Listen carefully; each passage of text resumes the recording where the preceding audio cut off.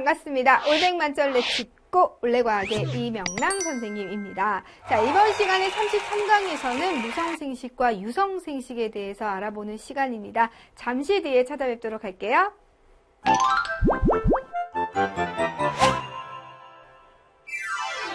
기출 포인트 살펴보도록 하겠습니다. 첫 번째는요, 무성생식의 특징에 대해서 알아볼 거고요. 두 번째, 무성생식 방법. 세 번째로는 무성생식과 유성생식 비교해 보도록 하겠습니다.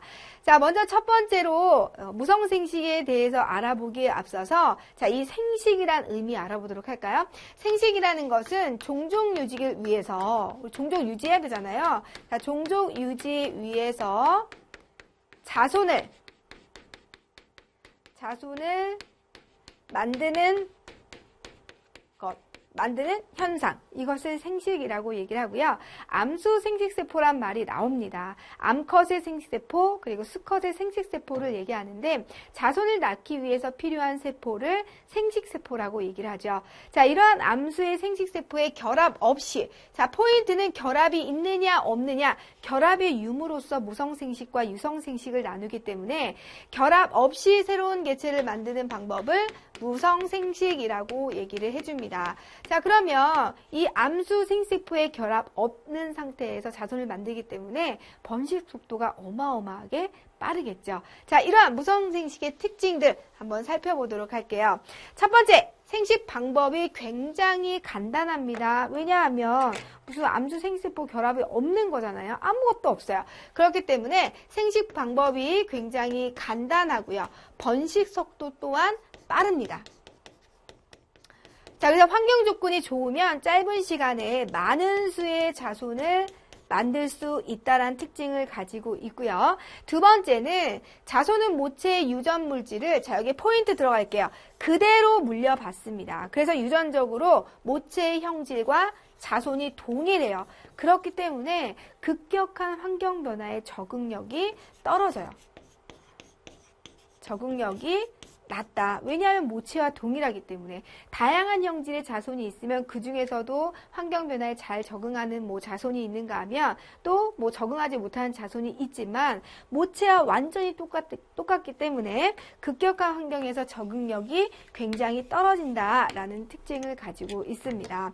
자, 첫 번째 특징 다시 한번 볼까요? 생식 방법이 간단하다. 번식 속도가 빠르다. 자, 그래서 많은 수의 자손을 낳을 수가 있고요. 모체와 동일한 유전 물질을 갖고 있기 때문에 환경 변화에 적응하는 능력이 매우 낮다. 그래서 종족 유지에는 불리해요. 무성생식이. 자, 그럼 무성생식 방법 이제 본격적으로 살펴보도록 할 겁니다. 첫 번째 방법으로는 굉장히 아주 단순한 방법이에요. 한 개의 세포로 이루어진 생물이 두 개의 세포로 분열하는 거예요. 띡! 반띵 되는 거죠. 자, 이 방법을 분열법이라고 한다. 가장 간단하죠. 그냥 반띵하는 거기 때문에 가장 간단한 생식 방법이 되고 세포 분열이 곧 생식이에요. 왜냐하면 세포가 반띵했더니 세포 분열이 일어났더니 하나는 모체, 하나는 자손이 됐습니다. 자손을 만들었기 때문에 세포 분열이 곧 생식의 의미를 가지고 있다. 번식 속도가 빨라요. 굉장히 빠르기 때문에 짧은 시간 동안에 많은 수의 자손을 남길 수가 있고요. 분열법으로 번식하는 조류에 의해서 적조 현상이 나타난다고 했습니다. 식물성 플랑크톤 알고 계시죠? 식물성 플랑크톤이 이 분열법에 의해서 굉장히 대량으로 번식을 하게 되면 바닷물이 적색이라던가 또는 황색으로 보이는 경우가 있습니다. 자, 이런 것을 적조 현상이라고 얘기를 하죠. 자, 이처럼 분열법으로 번식하는 생물로는 뭐가 있을까요? 아메바 있고요. 돌말도 있고요. 세균도 있고요. 또 집신벌레 이런 친구들이 분열법에 의해서 번식을 하는 생물들이다. 자, 여기까지 정리해 두시면 되겠죠. 자, 이번에는 두 번째 무성생식 방법 살펴보도록 할까요? 자, 두 번째는 일단 분열법과 큰 차이점을 가지고 있다는 것에 염두에 두면서 이제 한번 진행해 보도록 할게요. 몸의 일부가 혹처럼 돋아난 후에 어느 정도 자라면 원래 몸에서 떨어져 나와서 독립된 새로운 개체가 되는 생식 방법을 우리 출아법이라고 얘기해요. 출아법이라고 한다. 자, 이때 여기 볼까요? 자, 지금 모체가 있고요. 돌기가 나 있습니다. 자, 이 돌기가 어느 정도 자라서 다시 떨어져 나왔어요. 자, 그러면 이게 자손이 되고 이 부분이 이제 모체가 되는 건데 사이즈를 비교해 본다면 모체가 자손에 비해서 크기가 더 큽니다.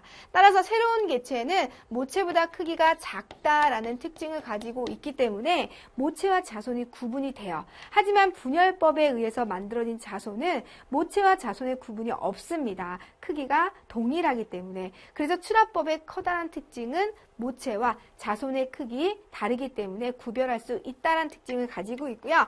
자, 이러한 출합법에 의해서 번식하는 애들은 효모, 여기 지금 히드라 나와 있죠. 효모, 히드라, 산호, 이런 것들이 출합법에 의해서 번식하는 생물들이다. 자, 이렇게 해서 두 번째 무성생식 방법에 대해서 살펴봤습니다. 첫 번째는요, 분열법 있었고요. 두 번째는 출합법 있었다. 자, 출합법은 막걸리에 있는 효모 있죠? 효모를 가지고 실험을 많이 하고 실험 결과로부터 알 수 있는 사실을 묻는 문제가 나오기 때문에 이따 핵심 탐구 부분에서 한번 살펴보고 넘어가도록 할 겁니다. 자, 세 번째로는 몸의 일부에서 포자를 만들 겁니다. 포자를 만들어서 이 포자가 싹이 터서 새로운 개체가 되는 생식 방법을 포자법이라고 얘기하죠.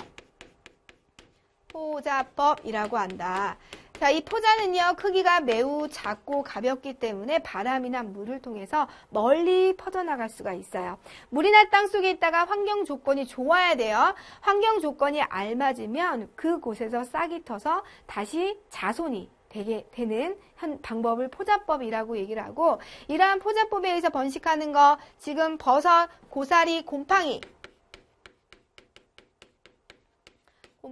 또는 미역, 이런 것들이 포자법에 의해서 번식하는 생물들이다. 자, 이렇게 해서 무성생식의 포자법까지 살펴봤습니다. 시험 문제 나올 때 무성생식 방법과 무성생식 방법으로 번식하는 생물의 종류를 비교하는 문제가 나오기 때문에 어떤 생물체들이 어떤 무성생식 방법으로 번식하는지 매치시켜서 기억해 두셔야 돼요. 자, 마지막 무성생식 방법은 영양생식이에요. 우리가 얘들아, 우리 영양생식이야 라고 하면은 왠지 느낌에 무성생식이 아니라 유성생식이라고 느낄 수가 있는데 아닙니다. 우리 영양기관을 통해서 자손을 만드는 방법이라 해서 영양생식이라고 얘기하고요. 자, 뿌리, 줄기, 잎 같은 영양기관으로 새로운 개체를 만드는 생식 방법이에요. 우리 꽃을 심는다라고 했을 때 씨앗부터 시작하는 것이 아닙니다. 우리 지금도 본 적 있을 거예요. 잎 잘라가지고 잎을 땅에, 흙에 묻게 되면 다시 똑같은 생물이 자라는 거, 똑같은 식물체가 자라는 거, 또는 줄기 부분을 잘라서 심었더니 또 다른 나무가 만들어지는 거, 이런 것들을 영양생식이라고 하고, 무성생식, 왜 암주생세포 결합 없이 일어난 거기 때문에 무성생식 방법에 속한다라는 거 기억해 두시고요. 모체의 뛰어난 모체의 특징이 그대로 자손에게 전달하기 때문에 우수한 품종을 보존하기에 굉장히 유리한 번식 방법이라는 거죠. 자, 꽃이 빨리 핍니다. 빨리 피고 열매도 빨리 열립니다. 그렇기 때문에 우리 개화와 원해와 과수라고 할까요? 자, 원해와 과수에 널리 이용되고 있다. 왜냐하면 씨앗부터 시작되면 시간이 자라는데 오래 걸리기 때문에 자, 이러한 영양생식 방법으로 하게 된다면 꽃도 빨리 피고 열매도 빨리 열기 마련이겠죠. 자, 예로는 뭐 기는줄기, 덩이줄기, 비늘줄기 이런 식으로 영양생식이 이루어진다. 하지만 현대에 와서는 이러한 영양생식을 인공적으로 해서 인위적으로 해서 좀 더 빨리 꽃이 피고 좀 더 빨리 열매가 맺도록 하고 있지요. 자, 인공 영양 생식 방법입니다. 인공적으로 농업이나 원해에 지금 이용이 되고 있고요. 꺾꽂이 뭐예요? 줄기 부분 꺾어서 흙 속에 심으면 개나리 피어옵니다. 자, 잎꽂이 산세베리아 잎 반띵 해가지고 흙에 심으면 또 산세베리아 자라나게 되겠죠. 휘무지는요, 줄기나 뿌리 부분을 이렇게 옆에 땅에 이렇게 끌어와서 다시 옆쪽 땅에 묻게 되면 그 부분에서 또 다시 뽕나무나 포도가 나게 되는 거고요. 자, 포기 나누기. 자, 포기 띡 반띵해서 양쪽에 심습니다. 그럼 똑같은 식물이 자라나게 되는 거고요. 젖붙이기는 얘를 살려야 돼. 근데 얘 뿌리가 지금 썩고 있어요. 그러면 얘를 잘라서 단단한 뿌리가 있는 식물 줄기 부분에 부착하게 되면 다시 원래 상태로 자라날 수가 있게 되는 거죠. 자, 이렇게 영양기관을 이용한 인공 영양 생식 방법에 의해서 과수와 원해가 널리 활성화되고 있다는 거죠. 자, 이렇게 해서 무성생식 방법에 대해서 이제 간단하게 살펴봤습니다. 잠시 뒤에는요, 우리 암수의 생식세포 결합에 의해서 생식이 일어나는 유성생식의 종류에 대해서 알아보도록 할 거예요. 잠시만 기다려주세요.